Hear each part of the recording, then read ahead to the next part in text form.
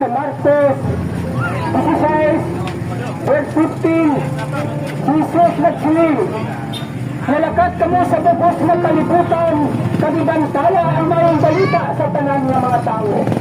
Kaya muna, hindi lang diri natin mapagtian ang pulong sa Ginoo.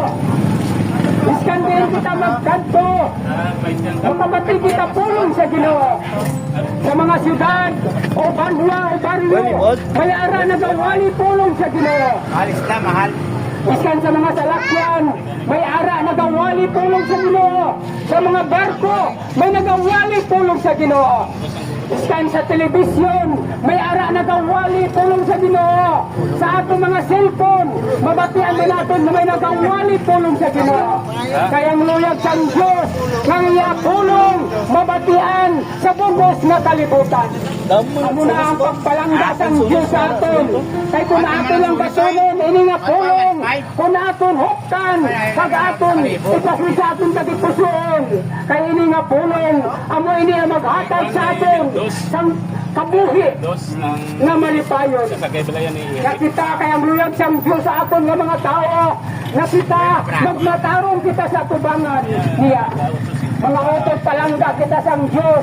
Amo kami na kami nagawali kami tulong sa Ginoo. Na kami ipabati namin sa inyo. Kung aton lang ihuktan, pag aton ini ikabuhi na pulong sa Ginoo, amo ni maghatag sa aton ang atong kabuhi na magmatarong kita siya tubangan.